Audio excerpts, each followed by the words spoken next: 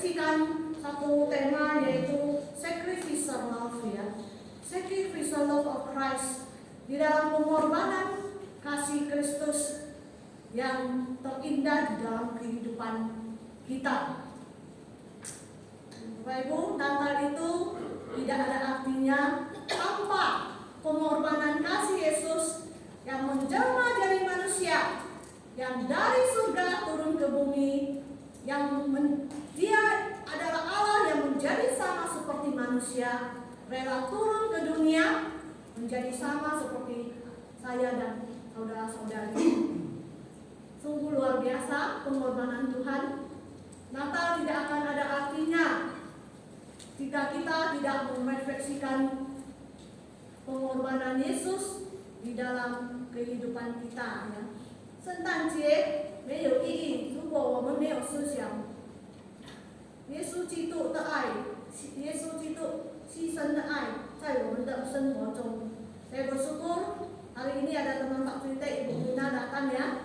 Kita mengucap syukur kepada Tuhan ya, dan menginjil di Santo dan Karen, saudari Karen yang hadir bersama kita, dan saudara-saudari yang lain, dan mengucap selamat datang. Jadi Bapak Ibu, penting sekali Natal kita harus beristirahat dan merenung ya. Jangan kita sibuk dengan acara-acara ya, apalagi sepak bola ya. Sekarang lagi tren ya. Waduh, sepak bola semifinal dan final malam ini ya, jam 10 ya. Finalnya malam pemuda suruh ya nonton jam tapi sampai jam 11 aja. Nonton bukan subuh ya. Bukan subuh. Kalau pulang subuh jam 2 aduh kan. Tapi Bapak Ibu ya, kita lihat Argentina lawan ini ya. Argentina lawan siapa? Prancis ya. Jadi Bapak Ibu sungguh luar biasa merebut juara 1, suruh ya. Kalau kita nonton kita suruh, kita hidup ya Bapak Ibu. Nah jadi ya saya harap kita dengar firman Tuhan juga seru ya. Menyimpan di hati kita Bapak Ibu. Jadi kitab Lukas itu menyatakan, tokoh Injil Lukas sendiri adalah seorang dokter. Jadi dia membahas pengorbanan Yesus dari segi medis, dan dia adalah non-Yahudi. Nah, dia mencatat sejarah, dia adalah ahli sejarawan juga. Jadi dia memisahkan kembali bagaimana pengorbanan Kristus itu sangat tepat Bapak Ibu. Nah, apa yang dia catat adalah sejarah, bukan dongeng, bukan hal yang kisah yang tidak nyata, tapi kisah yang real, yang sungguh terjadi di dalam 2000 tahun yang lalu, ya sungguh terjadi. Ya. Jadi kita lihat, ya inti dari berita Lukas itu adalah keselamatan, jiuannya. Nah, inti dari berita Lukas itu mensoroti tentang keselamatan Bapak Ibu.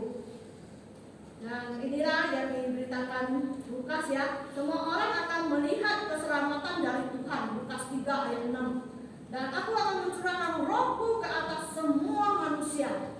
Immanuel ya. Jadi setelah Yesus lahir, kita lihat Tuhan mencelingkan mata-mata orang yang sedang dalam kegelapan selama berapa ratus tahun ya. Jadi Bapak Ibu, luar biasa ketika Tuhan Yesus lahir memberikan pengharapan dan kesukaan besar bagi dunia, memberikan pengharapan bagi dunia. Inilah kisah Lukas yang memberitakan kesukaan besar bagi kita semua ya. Hari ini telah lahir bagimu, yaitu Kristus Tuhan di kota Daud. Saya tidak tahu kelahiran Yesus memiliki dampak apa dalam hidup Bapak Ibu. Kelahiran Tuhan Yesus memberikan dampak apa dalam kehidupan kita? Atau kita sudah biasa ya, oh tiap tahun Natal, sampai kita tidak pernah merenungkan kisah pengorbanan Tuhan di dalam hidup kita. Sampai kita cuma sibuk saja ya, ikut arus dunia, dan kita sampai lelah. Sebenarnya kita harus banyak merefleksi pengorbanan Tuhan Yesus. Siapakah juru selamat kita ini yang begitu besar pengorbanannya untuk kita semua Bapak Ibu. Dan Yesus di dalam buku Lukas, saya baca buku Kristus yang tiada kalanya di John Stott, pengarangnya John Stott, yang mengatakan Yesus sebagai sosok yang menghormati mereka yang dihina dunia, yang bersahabat dengan yang tidak memiliki sahabat, dan yang menyertakan mereka yang dikucilkan. Bapak Ibu, kelahiran Yesus sungguh luar biasa ya.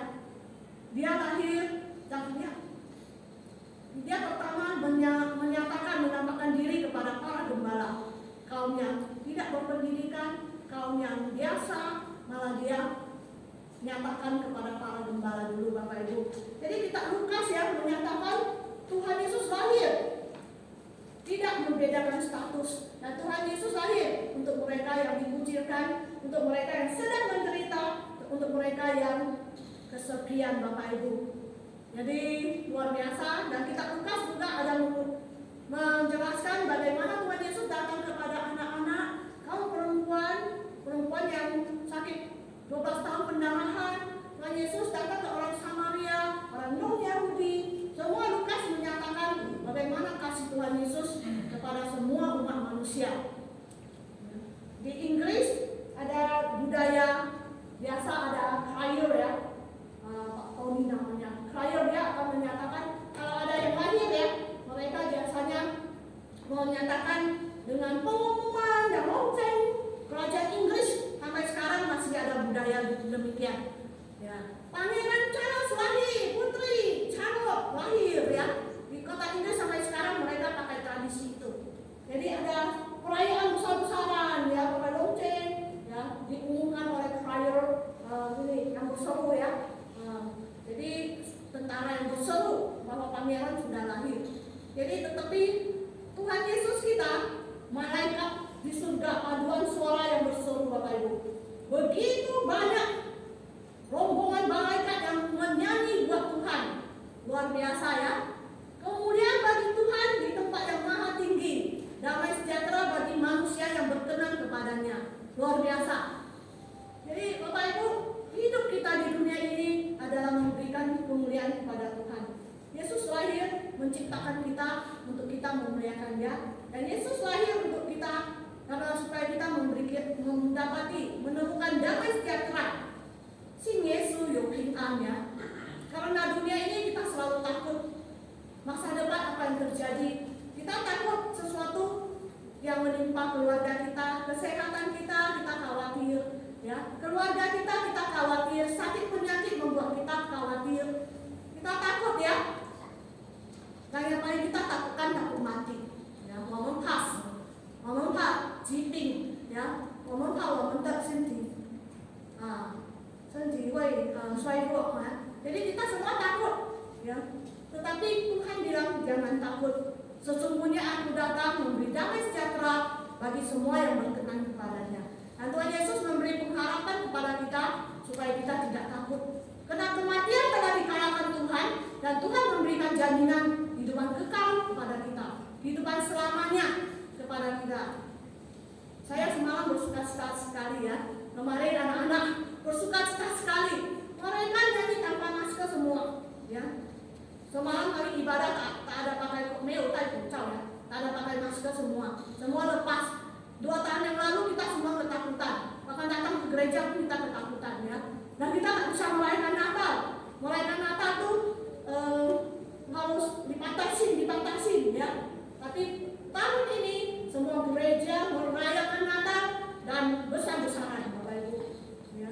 Jadi puji Tuhan, Tuhan telah memberi kita kesempatan ini ya, supaya kita bisa rayakan di hotel, bisa rayakan di gereja dengan penuh sukacita, anak-anak bisa menyanyi dan perform ya. Jadi betul-betul rasakan sukacita melihat anak-anak ini, dan orang tua mereka juga bergembira sekali ya. Jadi inilah Bapak Ibu, Tuhan Yesus menyertai kita, dan Tuhan Yesus mengasihi anak-anak, dan Tuhan Yesus mengasihi saudara dan saya yang kadang kita merasa ada kekosongan ya, ada ada kekosongan di hati kita yang tidak bisa dipenuhi oleh siapapun ya, kecuali oleh Tuhan Yesus. Kecuali kita menerima damai sejahtera dari Tuhan, baru kita bisa memperoleh damai yang tidak berikan kepada kita damai yang tidak seperti dunia, damai yang bisa membuat kita hidup bersama Tuhan, karena ada Immanuel, Allah yang menyertai kita dalam kehidupan kita, dan kita tidak takut menghadapi kelak apa yang akan terjadi di masa depan kita, Bapak Ibu. Jadi mari kita jangan khawatir, kita serahkan semuanya tahun 2023 kita ke dalam tangan Tuhan, bahwa Tuhan akan menyertai kita setiap hari, Bapak Ibu, di dalam kehidupan kita. Dan inilah janji Tuhan, mari kita baca sama-sama di Lukas 4, 1, 2, 3. Oh Tuhan ada padaku, oleh sebab Ia telah mengurapi aku untuk menyampaikan kabar baik kepada orang-orang miskin, dan Ia telah mengutus aku untuk memberitakan pembebasan kepada orang-orang tawanan dan penglihatan bagi orang-orang buta, untuk membebaskan orang-orang yang tertindas, untuk memberitakan tahun rahmat Tuhan telah datang. Tahun rahmat Tuhan telah datang, Bapak Ibu. Jadi Bapak Ibu, kita berdoa, kita beri Tuhan kasih yang 100% ya, jangan kasih yang separuh-separuh ya, Bapak Ibu. Jadi Kristus menurut Injil Lukas adalah juru selamat dunia. Tuhan Yesus menurut ya. Jadi Bapak Ibu, Tuhan Yesus lahir sebagai juru selamat dunia, dan kelahiran Yesus tidak terlepas dari kematiannya juga ya. Salib adalah kristalisasi kasih Allah kepada kita, dan sekaligus merupakan ukuran kasih yang seharusnya kita tunjukkan kepada sesama. Saudara-saudari, salib adalah satu lambang yang harus kita selalu junjung tinggi. Salib itu adalah kasih Allah yang telah berkorban untuk kita, tetapi juga salib itu horizontal, yaitu kita dari kasih Tuhan yang harus kita bagikan kepada mereka, tunjukkan kepada orang lain dan sesama kita, Bapak Ibu. Jadi inilah dua arah ya, Bapak Ibu. Jangan kita menerima kasih Tuhan, Tuhan mengasihiku, Tuhan memberkatiku, tetapi kita tidak memberi hidup kita melayani orang lain. Kasih Natal seharusnya kita memberi hidup kita, mengorbankan diri kita melayani orang lain, Bapak Ibu. Itu baru artinya Natal. Jadi kita tidak menjadi manusia yang hanya memikirkan diri kita sendiri dalam kehidupan kita, tetapi kita memikirkan orang lain, keselamatan orang lain dalam hidup kita. Jadi hari ini saya mau saudara-saudari ingat 4 hal ini saja, ya, 4 poin ini saja yang Bapak Ibu bisa bawa pulang dan renungkan dalam pengorbanan Yesus dalam hidup kita ya, Bapak Ibu. Yang pertama, saya mau saudara-saudari ingat pengorbanan Yesus yang luar biasa adalah yang bebas menjadi terbatas, Bapak Ibu. Dia adalah Allah yang bebas, Allah yang tidak dibatasi oleh ruang dan waktu. Dia hadir sebelum dunia diciptakan. Dia ada di mana-mana, Bapak Ibu. Dia bisa melakukan apa saja, tetapi Tuhan rela diam di tubuh manusia. Allah rela menjelma menjadi serupa dengan manusia, datang ke dunia ini menyelamatkan kita. Luar biasa ya, Bapak Ibu. Coba di sini kalau saya batasi kalian masuk penjara 2 tahun, coba lihat perasaan kita bagaimana ya. Kalau saya besok orang di penjara, kasihan ya. Apa yang mereka inginkan? Nangis, tidak ada kebebasan. Saya besok orang di penjara, saya kasihan. Mereka selalu nangis karena kerinduan mereka mau bebas. Mau bebas. Mereka rindu dapat amnesti, mereka rindu dapat keringanan, dibebaskan lebih cepat. Karena di penjara mereka tidak bisa kemana-mana, mereka merasa terkurung, mereka merasa kapan saya bisa dibebaskan, menanti kebebasan itu. Saudara-saudari, kita tunduk buta, hidup dalam kegelapan, kita tertawan oleh dosa. Kita tidak bisa mendapatkan keselamatan kekal dari Tuhan, dan kita hidup di dalam kegelapan sampai Yesus datang membebaskan tawanan kita, kurungan kita, penjara dosa kita, baru kita bisa menjadi orang bebas seperti saat ini. Baru kita bisa merasakan kasih Tuhan yang begitu besar. Kalau bukan Dia datang, saya binasa selamanya. Saya dikurung, saya ditawan oleh dosa saya masuk neraka. tidak punya pengharapan, saya masih hidup dalam kegelapan, saya tidak tahu siapakah saya. Bapak Ibu, tapi kita bersyukur hari ini kita dibebaskan Tuhan. Tetapi Tuhan Yesus yang bebas rela menjadi orang yang terbatas. Walaupun dia bukan terbatas, walaupun Tuhan tidak terbatas, tapi dia merelakan dirinya lahir melalui seorang pengawal, diam di antara kita dan melayani 3,5 tahun, 33,5 tahun di dunia ini, Bapak Ibu. Itu semua pengorbanan Yesus ya. Pengorbanan Yesus bukan hanya mati di salib, mati saja, tetapi menjalani kehidupan 33,5 tahun bersama manusia, Bapak Ibu. Jadi inilah pengorbanan Tuhan yang luar biasa, Bapak Ibu, yang kita harus ingat. Yang kita harus ingat bahwa Dia yang bebas menjadi terbatas oleh karena kita. Dan yang kedua, saya mau Bapak Ibu ingat pengorbanan Tuhan Yesus adalah yang berkuasa menjadi pelayan, Bapak Ibu. Dia berkuasa, Dia menciptakan alam semesta, Bapak Ibu. Dia ada sebelum dunia diciptakan. Ya, Bapak Ibu, Dia raja segala raja yang disembah oleh malaikat. Kenapa Dia harus lahir di palungan, di tempat yang hina, di kota Bethlehem yang dinubuatkan Mika 700 tahun yang lalu? Dia harus datang ke dunia menyelamatkan kita, karena Dia tahu tanpa Dia datang kita binasa semua. Makanya Dia rela turun, raja yang dihormati, diagungkan, Dia rela datang bersama kita. Dan di Filipi segala lidah mengaku, bangsa harus bertekuk lutut kepadanya. Semua harus menghormati Tuhan ya di dalamnya. Tetapi Dia mengosongkan diri bersama kita ya. Dia rela mengosongkan dirinya untuk datang ke dunia bersama kita. Hari ini kalau orang besar datang kita sibuk ya, orang punya jabatan ya, presiden misalnya, presiden datang. Oh, kalau presiden hidup sebagai menyamar sebagai petani ya, petani, dia hidup bersama rakyat. Wah, dia hidup sehari-hari, dia bercocok tanam, dia mencampur, dia merasakan kehidupan rakyat ya. Wah, kita merasa luar biasa presiden itu ya, pengorbanannya. Jadi Bapak Ibu, kita rasakan tak pengorbanan Tuhan Yesus di dalam kehidupan kita ya. Dia sebagai raja segala raja, Dia berkuasa, tetapi Dia rela turun ke dunia. Dan Immanuel, Allah beserta kita. Dia beserta kita sepanjang hari. Dia menyertai kita 24 jam, setiap detik, setiap saat, selalu hadir bersama kita. Dan kemanapun kita pergi, ada penyertaan Yesus dalam kehidupan kita. Jadi kita merasakan tak sebagai seorang anak Tuhan kita sangat istimewa. Privilege yang kita terima, hak istimewa yang kita terima, kita patut bersyukur.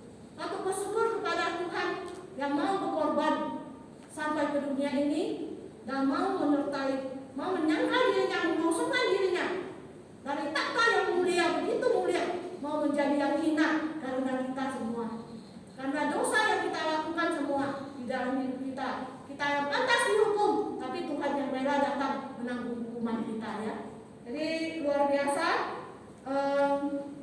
kita bersyukur ya, supaya kita bisa rasakan kasih Tuhan bahwa Dia yang berkuasa mau menjadi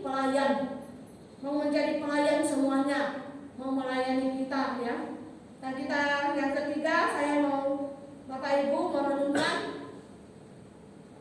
bahwa Tuhan Yesus yang kaya menjadi miskin ya.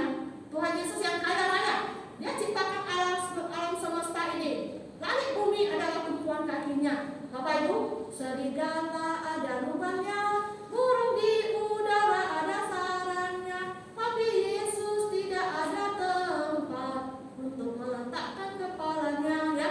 Lagu sekolah minggu menyatakan Tuhan Yesus itu kaya raya, Tuhan kita itu bertakhta. Tuhan Yesus itu memiliki alam semesta ini. Dia menciptakan nafas hidup kita, Dia memberikan nafas hidup kita, menciptakan manusia. Tetapi Dia bisa tidak punya tempat ya. Dia bisa lahir, dia bisa menjadi manusia biasa karena kita ya. Dia yang kaya raya menjadi miskin karena kita, Bapak Ibu. Dia rela diam bersama, Dia menjadi nelayan, Dia menjadi anak tukang kayu ya, Yusuf ya. Semuanya pengorbanannya adalah untuk kita, Bapak Ibu. Dan yang kekal menjadi tersalib yang terakhir.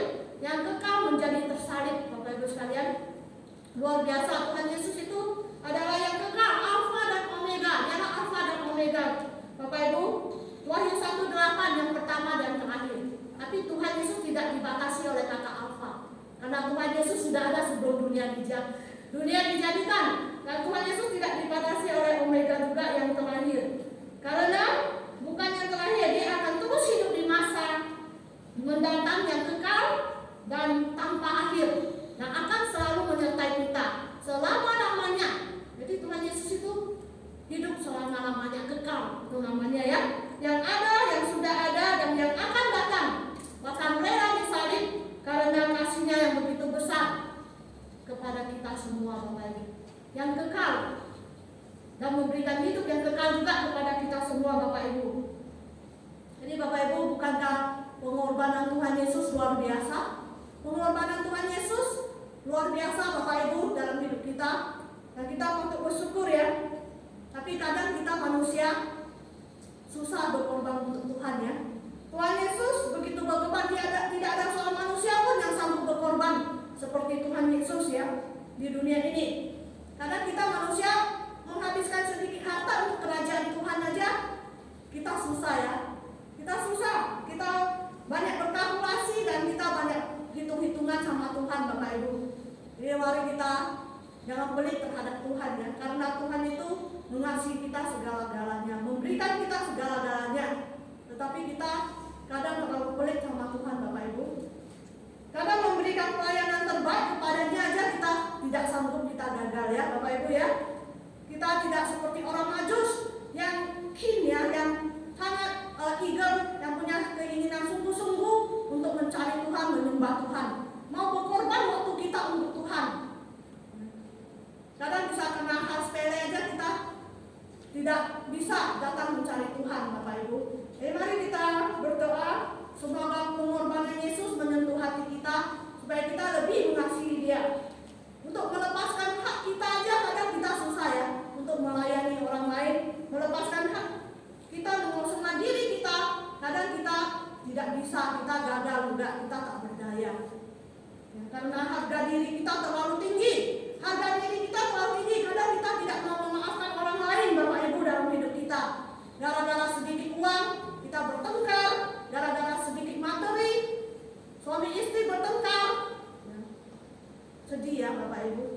Saya bulan Desember ini hadiri 3 pernikahan, Bapak Ibu. Banyak sekali bulan Desember banyak yang nikah tahun 2022 ya. Saya hadiri 3 pernikahan yang saya lihat mereka sumpah nikah, baik sakit, baik sehat, baik limpah, baik kekurangan, baik kaya, miskin, baik susah atau senang, sampai mau memisahkan kita ya. Inilah janji kesetiaan yang ikrarkan di hadapan Tuhan. Waduh, saya sampai tersentuh ya. Ingat janji dulu nikah. Tapi kita manusia kadang-kadang hidup gara-gara materi, suami istri mau pisah. Sikit-sikit kita mau ceraikan istri kita, mau pisahkan istri kita, sikit-sikit kita mau ceraikan suami kita karena tidak puas uang jajan yang dia kasih kepada kita.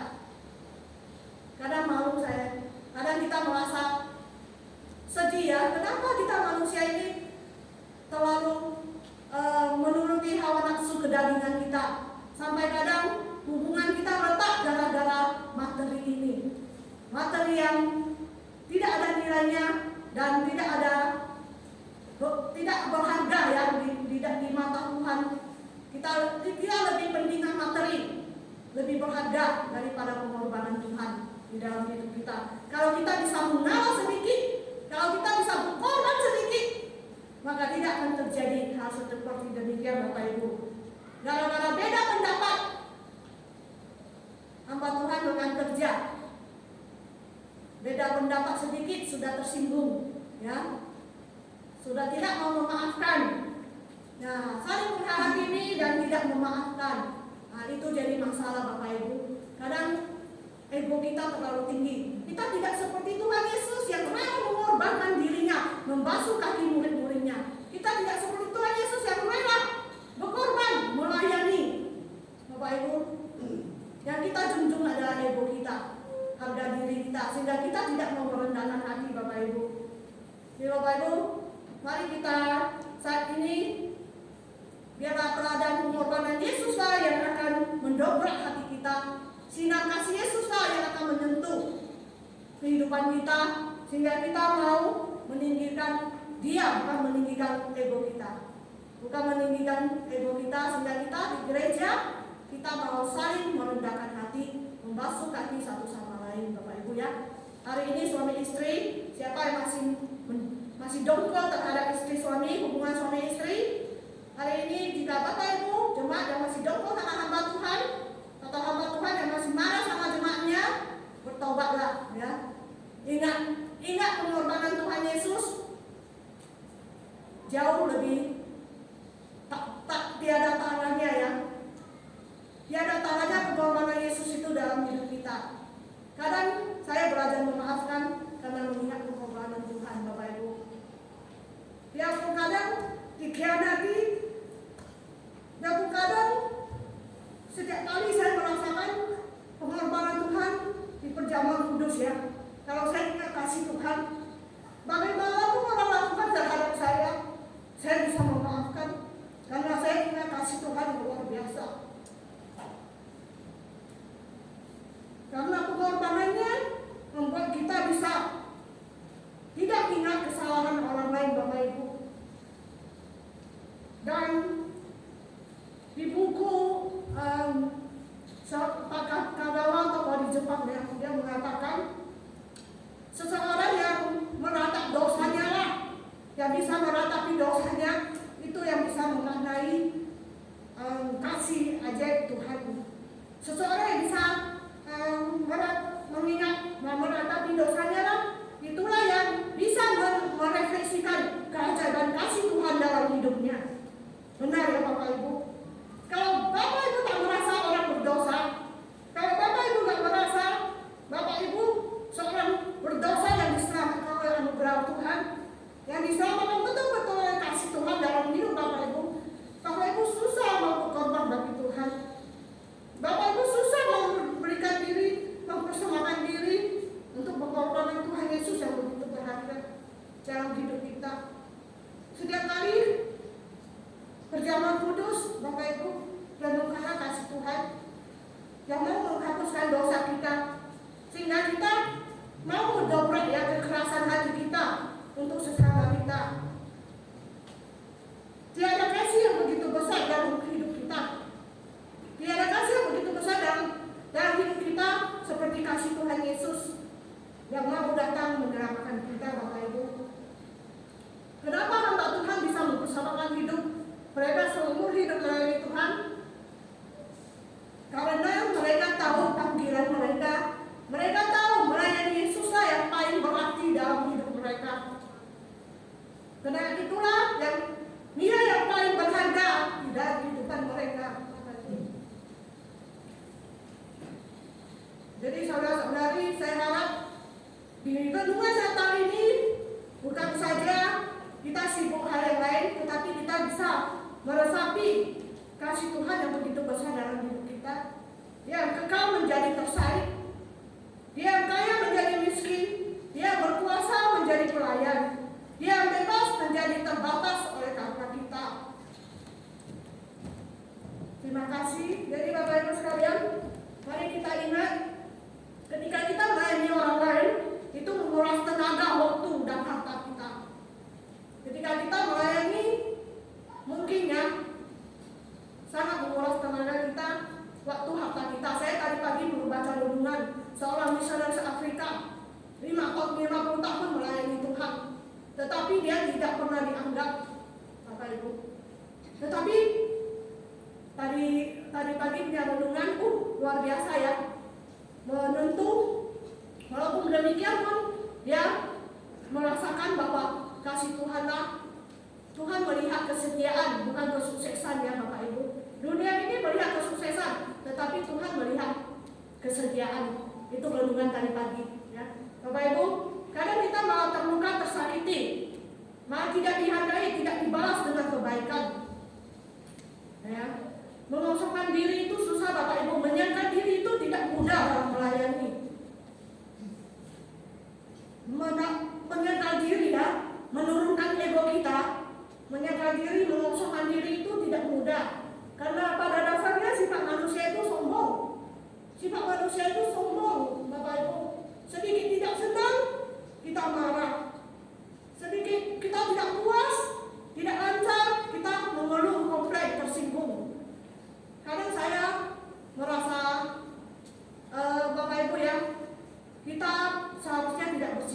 demikian. Kita malu terhadap Tuhan.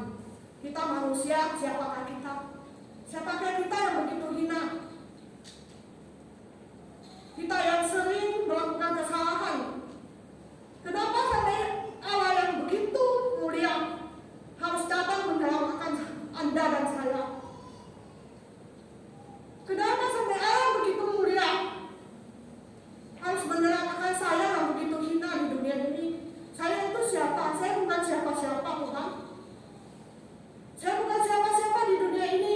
Kalau Tuhan tidak lahir, dan kalau Tuhan tidak datang menyelamatkan saya, mungkin saya sudah mengembara di luar. Mungkin saya sudah tidak ada naungan. Mungkin saya menjadi siapapun saya tidak tahu hari ini. Mungkin saya masih hidup dalam kegelapan. Tapi kita bersyukur karena pengorbanan Tuhan. Makanya kita menjadi manusia yang berarti.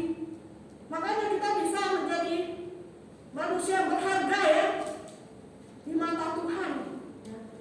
Saudara-saudari, Anda adalah manusia yang berharga di mata Tuhan.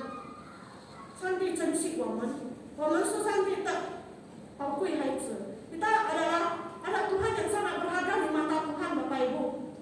Jadi Bapak Ibu jangan menyia-nyiakan waktu ini. Bapak Ibu jangan menyia-nyiakan waktu yang Tuhan berikan.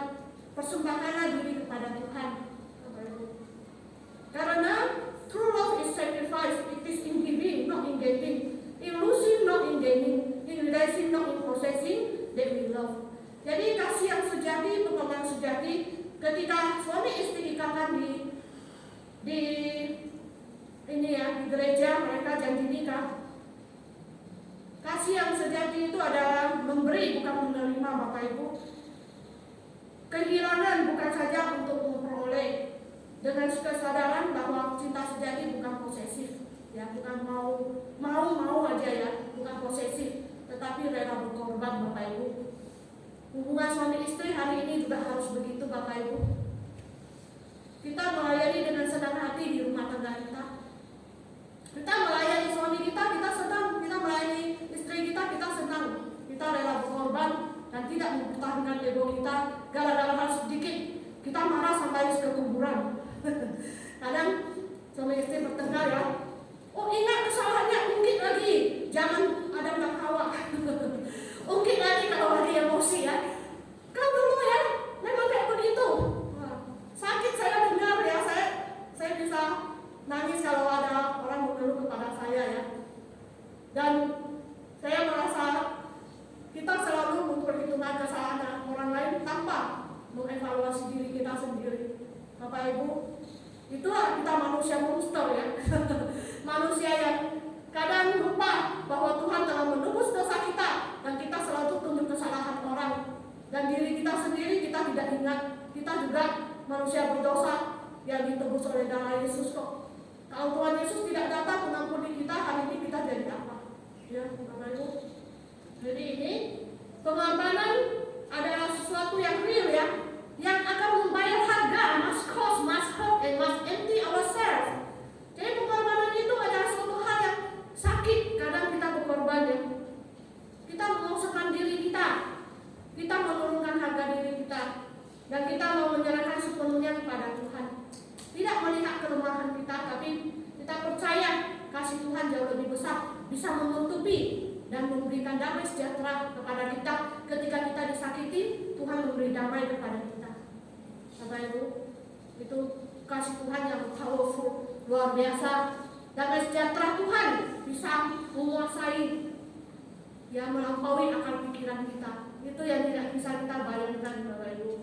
Bapak Ibu kalau pernah nonton ini, bagus ya. 30.000 people, 108 stories, no escape ya. The Tower, ini film Korea. Siapa yang udah nonton The Tower? Belum pernah nonton ya? Film ini bagus sekali tentang pengorbanan pemadam kebakaran ya. Towernya runtuh gara-gara helikopter tabrak ya, ada pokoknya kebakaran besar ya. Film The Tower 2012. Ini film yang sangat bagus.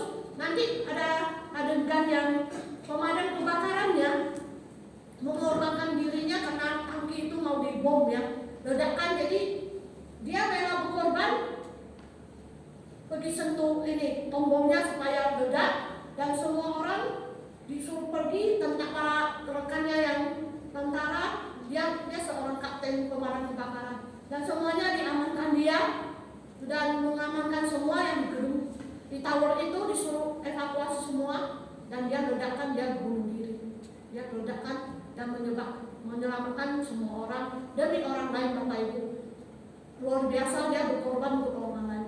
Bagaimana dengan Tuhan Yesus kita, Bapak Ibu? Tuhan Yesus kita berkorban demi kita, dia disalibkan demi kita. Bapak Ibu, dia lahir, dia mati, dia bangkit, dia hidup sampai sekarang menyertai kita semua untuk kita. Bapak Ibu, tapi Anda hidup untuk apa? Lalu saudara-saudari hidup untuk apa? Kalau kasih Tuhan begitu besar, dia berkorban segalanya semua untuk kita, apa yang kita lakukan? Kita membenci orang, kita tidak memaafkan orang, kita sikit-sikit marah sama hamba Tuhan. Apa yang kita lakukan, Bapak Ibu? Ya, jadi Bapak Ibu, mari kita mengingat kasih Tuhan. Kita mau minta Tuhan mengampuni kita, Bapak Ibu, ya, supaya kita merenungkan kasih Tuhan yang jauh lebih besar dari segalanya. Salib adalah keseluruhan kasih Kristus dan keseluruhan Kristus dan keseluruhan kasih. Jadi di salib itu terletak keseluruhan 100% Tuhan dan 100% manusia. Keseluruhan kasih Kristus dilimpahkan dalam hidup kita, dan dia mau kita juga melimpahkan kasih kita kepada orang lain, Bapak Ibu. Jadi kasih Christmas and the cross inseparable, ya, tidak bisa dipisahkan. Double C ini, Natal dan salib itu tidak bisa dipisahkan. Karena dia lahir, dia sudah menuju jalan salib, Bapak Ibu. Untuk Anda dan saya, dia mati, Bapak Ibu. Dan kasih Yesus sama dengan kasih pengorbanan, sacrificial love. Tidak ada pengorbanan, tidak ada Natal, Bapak Ibu. Ya. Contoh yang sederhana, Bapak Ibu, kadang tukang kado aja kita hitung-hitung, ya. Aku kasihlah yang sedikit biar aku dapat yang lebih. Seharusnya kita kasih yang lebih, kalau kita mampu kita kasih lebih kepada orang lain, ya.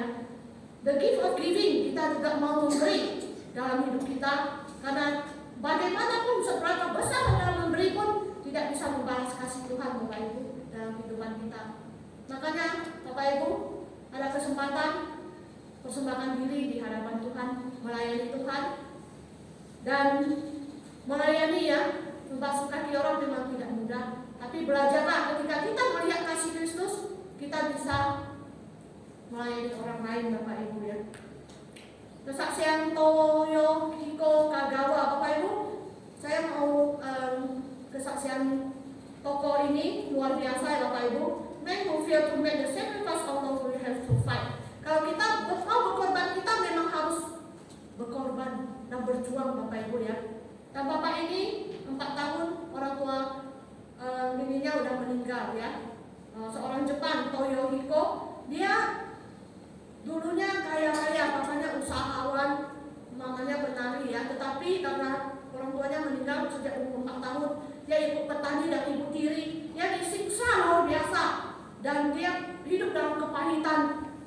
Seumur hidupnya dibayang-bayang kepahitan karena siksaan orang tua dirinya itu, Bapak Ibu. Jadi tetapi puji Tuhan dia ikut seorang misionaris Presbyterian, ya. Jadi dia di situ dimentor oleh Dr. Harry Mayers, dan dia dibimbingnya, dan dia belajar khotbah di bukit. Dia mau serupa dengan Tuhan Yesus, karena kisah Tuhan Yesus merupakan pengorbanan yang besar bagi dia, teladan bagi dia, dan dia berdoa, saya mau serupa dengan Tuhan Yesus, dia bilang.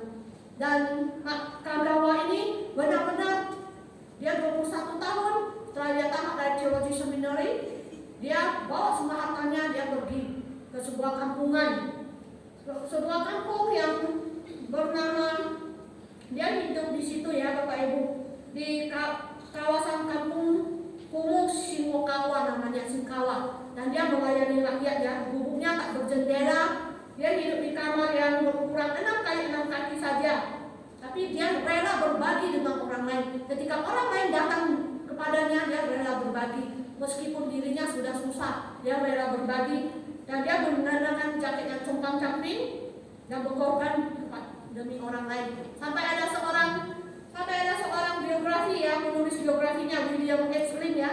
Dia menulis biografi tentang Akagawa ini ya. Dia bilang dia mengunjungi orang sakit, dia menghibur yang berduka, dia memberi makan yang lapar, dia menerima yang tak punya rumah, dia menjadi kakak bagi para pelacur, dia mengunjungi mereka ketika mereka sakit, menyediakan obat bagi mereka. Para orang tua berpaling pada dia untuk meminta nasihat. Kaum muda menceritakan kepada dia masalah hidup yang sulit. Bapak Ibu, dia luar biasa. Dia berkorban dan dia berserupa dengan Kristus. Ya. Jadi kalau Bapak Ibu baca kisah-kisah misionaris ya, semuanya pada berkorban. Kehidupan mereka ada yang 50 tahun, pelayanan 40 tahun, semuanya satu kunci, sacrificial love. Tanpa sacrificial love, kasih pengorbanan, tidak ada satupun yang sanggup melayani manusia. Bapak Ibu, tanpa kasih Yesus yang menyentuh seorang hamba Tuhan, pelayannya, kita susah mengasihi orang lain. Kita tidak bisa merendahkan hati kalau kita tidak meletakkan Yesus sebagai teladan kita, Bapak Ibu. Jadi inilah luar biasa, Pak Kagawa ini menjadi contoh dan dia masuk penjara beberapa kali. Tetapi Perdana Menteri sampai Perdana Menteri pun bersaksi tentang dia ya. Dia kepada Perdana Menteri Jepang bilang, hanya Yesus Kristus yang sanggup mengasihi musuh-musuhnya. Bantulah saya untuk menanamkan kasih Yesus Kristus ke dalam hati bangsa kita. Sampai Kaisar pun memberi dia kesempatan 30 menit untuk pidato, untuk khotbah. Jadi Bapak Ibu, luar biasa pengorbanan Pak Kagawa ini. Dia betul-betul menerapkan kasih Yesus kepada orang lain. Ya.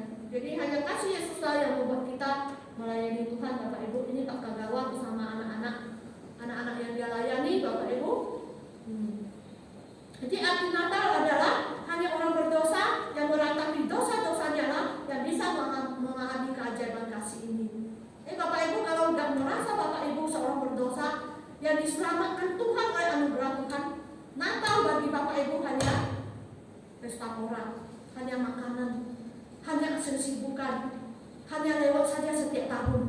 Tetapi kalau Bapak Ibu merasakan anugerah yang Tuhan yang begitu besar yang menyelamatkan Anda sebagai orang berdosa, Anda tidak mungkin melupakan pengorbanan Tuhan yang begitu besar dalam hidup saudara, Bapak Ibu.